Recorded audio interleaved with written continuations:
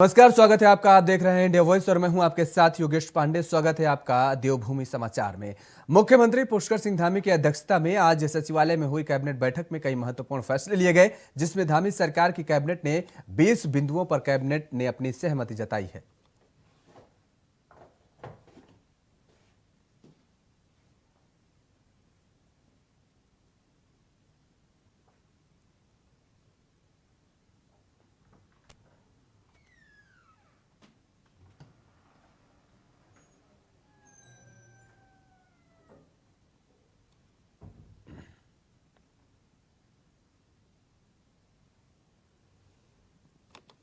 खबर देहरादून से है, जहां सीएम पुष्कर सिंह धामी ने मंगलवार को मसूरी रोड स्थित पेस्टल वेड स्कूल में प्रिंसिपल्स प्रोग्रेसिव स्कूल एसोसिएशन के कार्यक्रम में प्रतिभाग किया और इस अवसर पर उन्होंने शिक्षकों को सम्मानित भी किया। इसके साथ ही सीएम ने कहा कि शिक्षकों के समाज के निर्माण में अहम भूमिका होती है। माता पिता के बाद शिक्षकों पर बच्चों के भविष्य को बनाने की महत्वपूर्ण जिम्मेदारी होती है। कार्यक्रम में शिक्षा मंत्री धन सिंह रावत भी मौजूद रहे।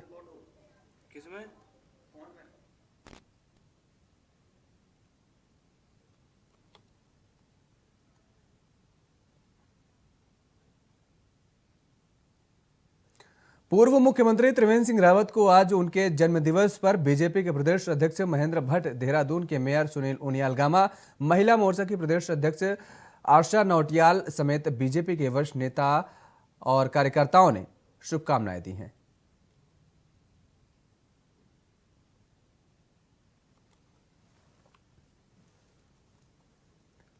उत्तराखंड में आम आदमी पार्टी ने अंकिता भंडारी हत्याकांड में पुलिस के द्वारा चार्जशीट दाखिल किए जाने के बाद पुलिस प्रशासन की तरफ से तारीफ की है, लेकिन साथ ही कई सवाल भी खड़े किए हैं। आम आदमी पार्टी के प्रदेश संगठन समन्वयक ज्योत सिंह बिष्ट ने कहा है कि पुलिस के द्वारा इस पूरे हत्याकांड की जांच राज्य सरकार के दबाव में की गई है, जिससे ना तो अभी तक आरोपियों का नार्को टेस्ट हो पाया है और ना ही वीआईपी के नाम का खुलासा हो पाया है और ना ही उस व्यक्ति की गिरफ्तारी हुई है जिसके द्वारा साक्ष्य मिटाने के लिए उस रिजॉर्ट को बुलडोजर चलाने का काम किया गया। ऐसे में आम जनता पुलिस प्रशासन से यही मांग करती है कि वह इस पूरे हत्याकांड के निष्पक्ष जांच करे ताकि सच्चाई सबके सामने आ सके।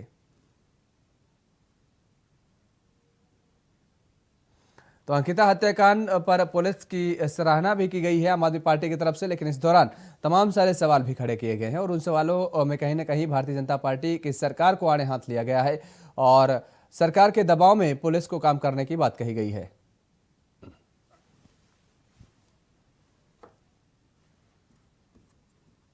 पुलिस ने अंकिता भंडारी हत्याकांड की चार्जशीट आज कोर्ट में दाखिल कर ली।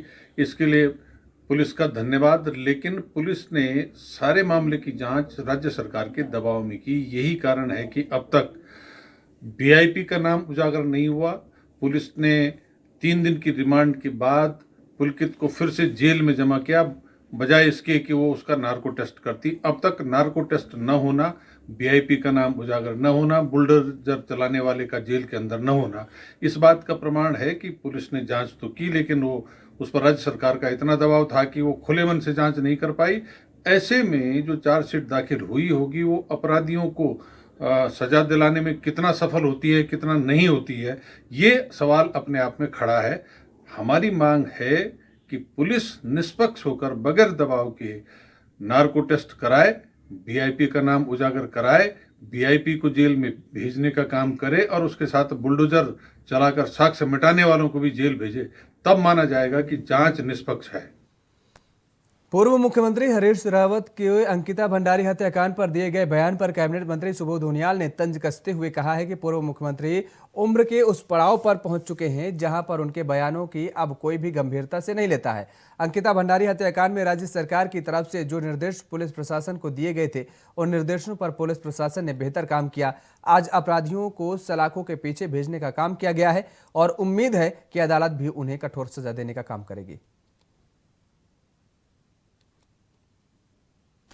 इस उम्र की दहलीज में जब लोगों के दिमाग काम नहीं करते, रावत जी इस तरह के काम करना अच्छी बात है, ये बात सही है। उनका प्रभाव उन पर जरूर पड़ा है। अंकिता हत्याकांड में सरकार ने जिस मुस्तैदी से काम किया, तत्काल गिरफ्तारी की गई, बॉडी को रिकवर किया गया। इसके अलावा उनके परिवार के लोग जो भारतीय जनता पार्टी में थे, पार्टी ने उनको बाहर निकालने का काम किया। एक तो सरकार ने दायित्व दिया गया तो दायित्व वापस लेने का काम किया, कंपनसेशन देने का काम किया, और उसके बाद उस पर जांच बैठी हुई और जांच देखिए अब कानून अपना काम करेगा। रावत जी स्वयं मुख्यमंत्री रहे और मुख्यमंत्री रह के उन्होंने जो माहौल इस राज्य में पैदा किया था ये उनको अच्छी तरह मालूम है। तो हर आदमी को एक कहावत है, सावन के अंधे को हर जगह हरी दिखाई। विधानसभा बैकडोर भर्ती के मामले में मंगलवार को दूसरे दिन भी विधानसभा से निकाले गए कर्मचारियों ने धरना दिया है, जिस पर कांग्रेस के प्रदेश प्रवक्ता गुरमीत सोनी ने कहा है कि विधानसभा अध्यक्ष ने दोहरे मापदंड को ध्यान में रखते हुए उन पर कार्रवाई की है। यदि कार्रवाई की नीयत साफ होती तो बेहतर होता। उन्होंने कहा कि पूर्व विधानसभा अध्यक्ष गोविंद सिंह कुंजवाल पहले ही कह चुके हैं कि यदि नियुक्तियों के मामले में उन्होंने किसी भी तरह की कार्रवाई की है तो वह जेल जाने को भी तैयार हैं। बहुत दुर्भाग्यपूर्ण है पूरा परिदृश्य। आखिर वो जाएं तो जाएं कहाँ? विधानसभा कर्मी जिस झटके से निकाले गए, ये सरकार नौकरी देने वाली नहीं, नौकरी खाने वाली सरकार हो गई है और जश्न ऐसा मना रही है जैसे पता नहीं कितने युवाओं को प्रदेश के अंदर इन्होंने रोजगार मुहैया करा दिया हो। एक तरफ कुंजवाल जी हैं जिन्होंने बड़ा दिल दिखाते हुए, नैतिक बल दिखाते हुए क्षमा याचना तो 2 महीने पहले कर ली थी, लेकिन अब कहा है यदि मैं दोषी हूं तो मुझे जेल भेज दीजिए। भारतीय जनता पार्टी अपने अंदर वो रीढ़ कब पैदा कर पाएगी? आप देखिए कि ये जो 228 निकाले गए हैं, इसमें से 157 ऐसे लोग हैं जिन्हें 6 साल हो गया नौकरी पर काबिज हुए, और जो लोग 2012 में लगे वो नियमित कर दिए गए, और उनमें इतने लोग रिश्तेदार हैं भारतीय जनता पार्टी के बड़े रसूखदार नेताओं के। मैं अगर कहूं कि महेंद्र भट्ट जो भाजपा अध्यक्ष बहुत आजकल बड़बोलापन दिखा रहे हैं विधानसभा नियुक्तियों पर, उनका खुद का सगा भाई वहां है, अजय भट्ट के साले वहां हैं, कोश्यारी जी के भतीजी वहां हैं। ऐसे में कब नैतिक बल भारतीय जनता पार्टी प्रेमचंद अग्रवाल को अपदस्थ करके दिखाएगी? कब इन नेताओं के द्वारा की गई नियुक्तियों पर गाज गिरा के कराएगी? ये सिलेक्टिव राजनीति हो रही है। ये मुख्यमंत्री के पद के लिए वर्चस्व की लड़ाई, सत्ता पक्ष के लिए लड़ाई हो रही है, सत्ता पाने के लिए लड़ाई हो रही है। और पहले दिन से मैं कहती आई हूं कि रितु खंडूरी जो है पक्षपातपूर्ण रवैया अख्तियार किए हुए हैं, वो सिलेक्टिव राजनीति कर रही हैं, वो एक एम्बिशियस राजनीति कर रही हैं, जिससे नुकसान या जिसका खामियाजा विधानसभा कर्मी उठा रहे हैं। विधानसभा से बर्खास्त हुए कर्मचारियों ने अनिश्चितकालीन धरना शुरू कर दिया है। कर्मचारियों का आरोप है कि विधानसभा अध्यक्ष रितु खंडूरी द्वारा जो कार्यवाही उनके खिलाफ की गई है वह पूरी तरह से गलत है। कर्मचारियों का साफ कहना है कि उत्तराखंड विधानसभा में 2000 से लेकर अब तक जो भी भर्तियां हुई हैं वह सब एक ही नियम के आधार पर हुई हैं, तो फिर विधानसभा अध्यक्ष रितु खंडूरी द्वारा 2016 के बाद भर्ती हुए कर्मचारियों पर ही क्यों कार्रवाई की गई है, उन्हें क्यों बर्खास्त किया गया है। गुस्साए कर्मचारियों ने आज विधानसभा अध्यक्ष रितु खंडूरी के खिलाफ जमकर नारेबाजी की है। उनका कहना है कि विधानसभा में 2000 से अब तक सभी भर्तियों की जांच होनी चाहिए और सभी भर्तियों को निरस्त किया जाना चाहिए।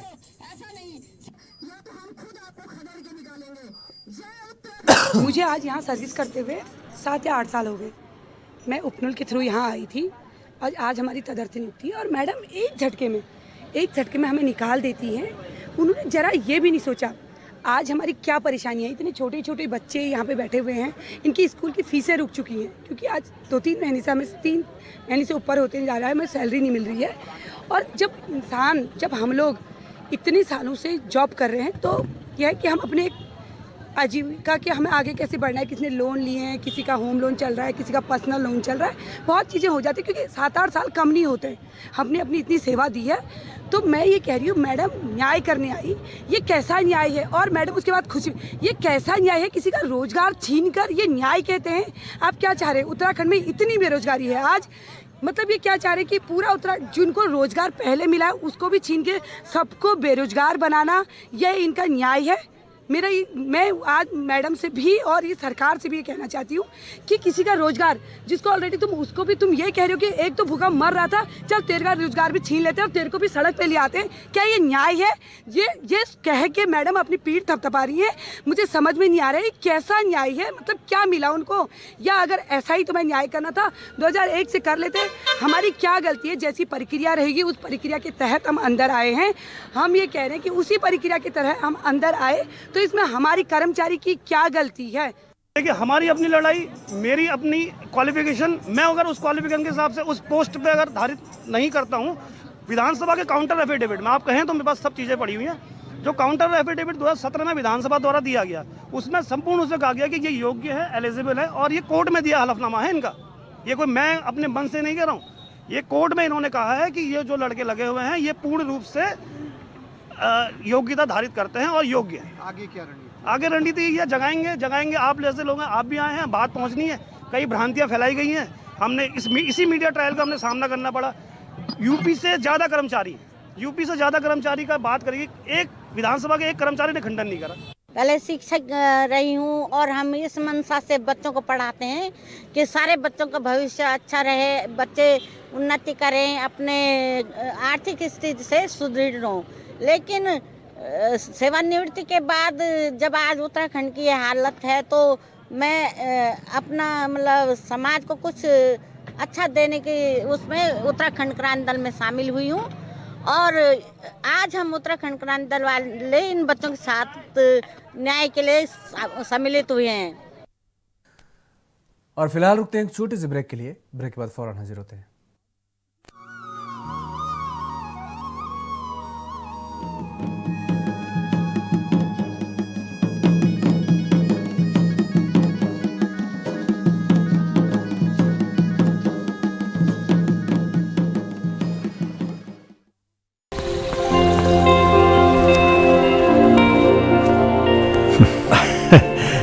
ये कुछ दवाइयाँ।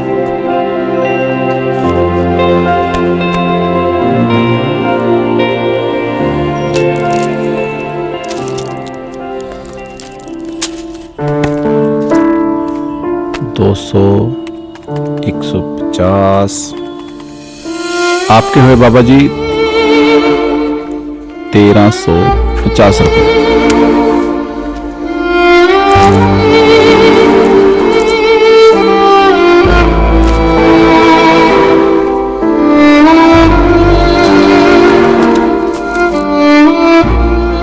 इस वक्त मेरे पास इतने ही है, अब बाकी खाते में लिख लो। बाबा जी आज फिर कितने लिखूं खाते में? अब कोई भी पैसा खाते में लिखने की जरूरत नहीं। लॉटरी लग गई बाबा जी? हाँ, बस यूं समझ लो कि लॉटरी लग गई।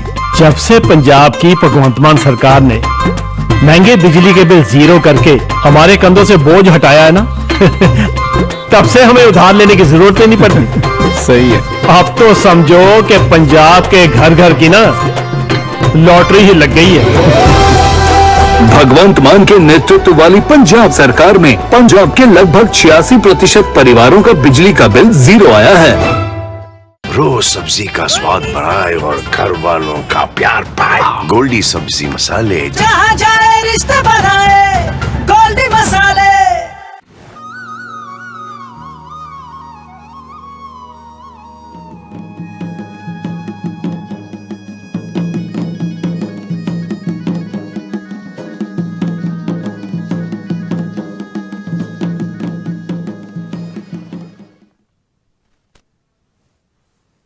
ब्रेक के बाद एक बार फिर आप सभी का स्वागत है। खबरों में आगे बढ़ेंगे। देवप्रयाग विधानसभा क्षेत्र के हाई स्कूल और इंटरमीडिएट के टॉपर 74 छात्र छात्राओं को विधायक भारत दर्शन यात्रा हवाई है, जिसको लेकर यात्रा के समापन पर बच्चों ने भावुक होकर विधायक को अभिभावक का दर्जा दिया। विधायक की ओर से आयोजित की गई यह यात्रा 5 दिनों तक चली, जिसमें छात्र छात्राओं को उत्तराखंड सचिवालय, विधानसभा और मुख्यमंत्री धामी से मिलने का मौका मिला। वहीं यात्रा के दौरान छात्र छात्राओं को उत्तर प्रदेश के विभिन्न शहरों में जाने का भी मौका मिला है, जिसके चलते अयोध्या राम मंदिर दर्शन के साथ साथ मुख्यमंत्री योगी आदित्यनाथ से भी मुलाकात हुई।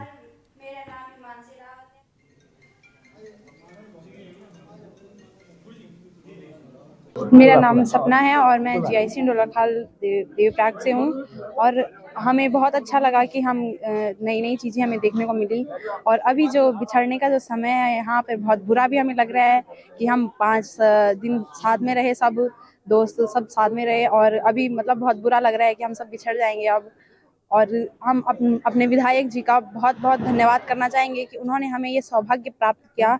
उनकी वजह से हम ये हम ये एक्सपीरियंस ले पाए। उनका बहुत बहुत धन्यवाद। जी, मैं एक IAS ऑफिसर बनना चाहती हूँ।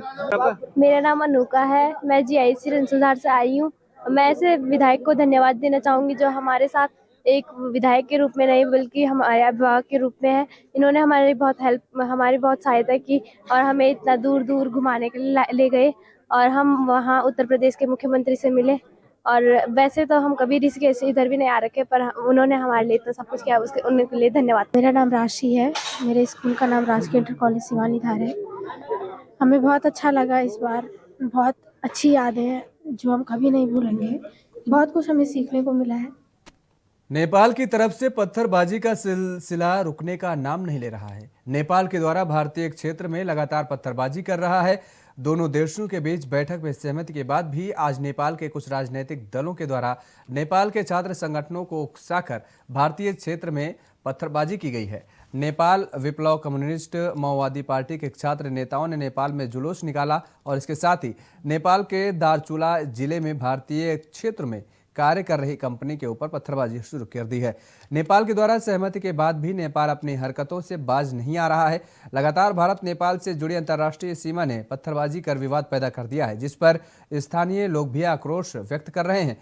लोगों का कहना है कि नेपाल के द्वारा रोटी बेटी के रिश्तों को खराब किया जा रहा है। अगर नेपाल अपनी हरकतों से बाज नहीं आता है तो मजबूरन भारतीय लोगों को भी कड़ा रुख अपनाकर अंतर्राष्ट्रीय झूला पुल को बंद कर दिया जाएगा। 7 दिसंबर को हमारी नेपाल के साथ मीटिंग हुई थी गेस्ट हाउस में, ये धौलीगंगा के गेस्ट हाउस में।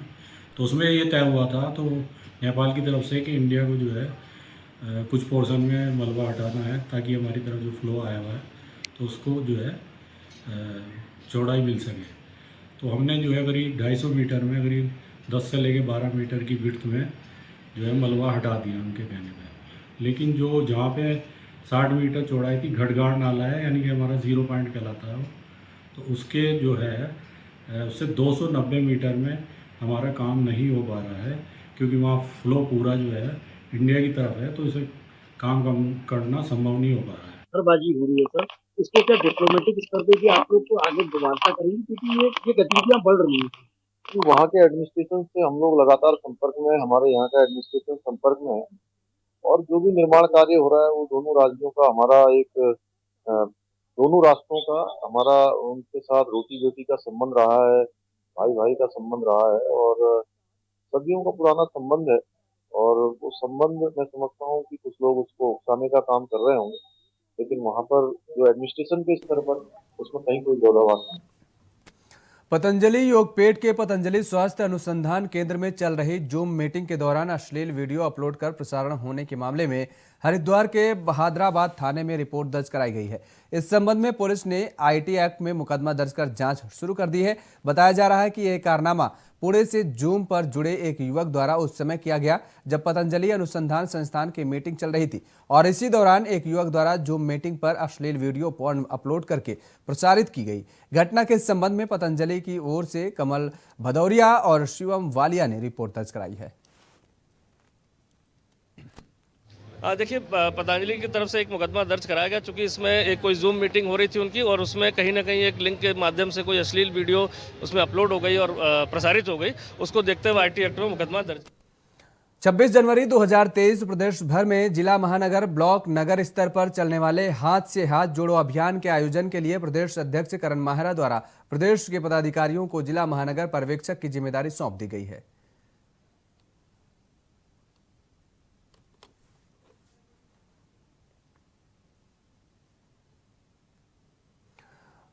कोविड के बाद राज्य में हो रहे छात्र संघ चुनाव को लेकर बीजेपी और कांग्रेस दोनों ही मुस्तैद दिखाई दे रही है। कांग्रेस प्रदेश अध्यक्ष ने कहा है कि इस बार छात्र संघ चुनाव को दमखम के साथ लड़ा जाएगा और जिससे छात्र इकाई पर कांग्रेस के छात्र संगठन NSUI के और को विजय हासिल हो सके। उन्होंने कहा है कि जो छात्र मानते होंगे कि अंकिता भंडारी UKSSC में जो हुआ वो सही है तो वह बीजेपी समर्थित छात्र इकाई को वोट देंगे और जो इसे गलत मानते हैं वो NSUI के साथ खड़े दिखाएंगे। पूरी ताकत से चुनाव लड़ेंगे, परिणाम तो लोगों के हाथ में है। और मैं फिर आपके माध्यम से कह रहा हूँ, जो लोग अंकिता हत्याकांड में जो हुआ है उसके समर्थक हैं, जो लोग विपिन रावत की मौत से सहमत हैं, जो लोग बैकडोर भर्ती घोटाले से सहमत हैं, जो लोग SSC घोटाले से सहमत हैं, वो लोग बीजेपी या जो उनका छात्र संघ का पदाधिकारी उसको वोट देंगे। और जो लोग इस बात के विरोध में हैं कि अंकिता के संग अन्याय हुआ है, जो लोग इस बात के विरोध में हैं कि SSSC में घोटाला हुआ, जो लोग विधानसभा भर्ती घोटाले के विरोध में हैं, और क्योंकि ये पढ़े लिखों का वोटिंग है और मैं उम्मीद करता हूं कि पढ़े लिखे छात्र इन सब चीज़ों में आकलन करके ही वोट देंगे। परिणाम क्या होंगे ये उनकी बुद्धिमत्ता पे भी सवाल खड़ा करेगा। उत्तराखंड बीजेपी ने 2024 में होने वाले लोकसभा चुनाव की रणनीति के तहत नया सांगठनिक ढांचा बनाने का काम तेज कर दिया है। जिलों के टीम का ऐलान करने के बाद आप पार्टी ने 258 मंडलों के अध्यक्ष चुनने की प्रक्रिया शुरू कर दी है। वहीं पार्टी के प्रदेश अध्यक्ष महेंद्र भट्ट की अध्यक्षता में हुई बैठक में प्रदेश पदाधिकारियों और जिला अध्यक्ष और पदाधिकारियों को इस संबंध में निर्देश जारी कर दिए गए हैं। पार्टी 15 जनवरी तक सभी 258 मंडलों के अध्यक्षों की घोषणा कर देगी और इसके लिए पार्टी पदाधिकारियों जिलों के अध्यक्षों को 30 जनवरी तक मंडलों का प्रवास करने के निर्देश भी दिए गए हैं। इसके साथ ही 11 फरवरी तक पार्टी शक्ति केंद्रों तक अपनी इकाइयों का गठन करेगी। पार्टी ने 2500 से अधिक शक्ति केंद्र इकाइयां गठित करने का लक्ष्य उत्तराखंड में बनाया है।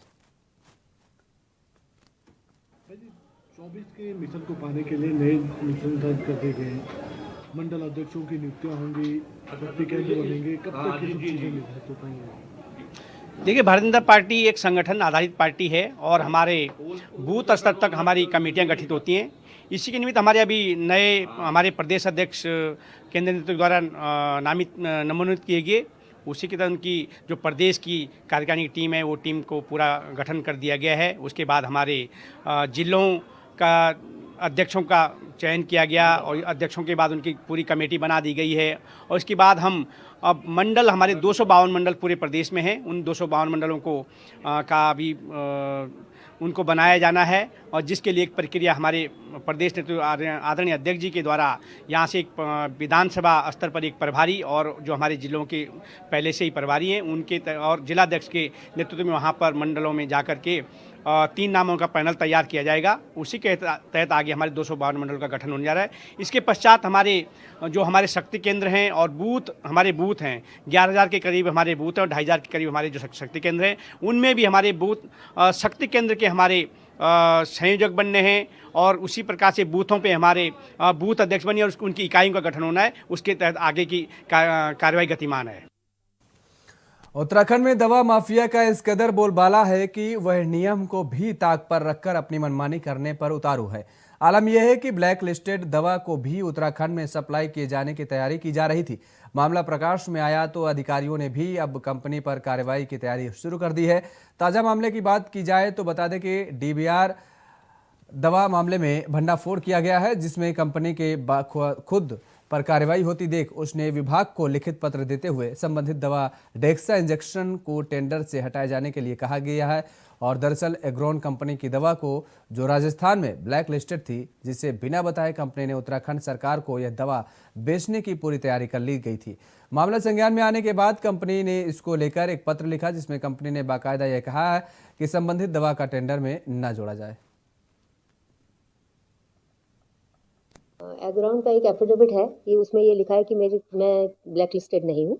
उसके इस एफिडेविट पर हम कार्रवाई कर रहे हैं। जैसा कि हमें पता चला है कि वो कंपनी की एक दवाई कुछ स्टेट्स में डीबार है, तो उसमें हम उनको नोटिस दे रहे हैं कि आपका ऐसा एफिडेविट क्यों हमें प्राप्त हुआ है। एग्रोन का एक एफिडेविट है कि उसमें तो आपको बता दें कि इस बुलेटिन में फिलहाल इतना ही। खबरों के लिए आप देखते रहिए इंडिया वॉइस। नमस्कार।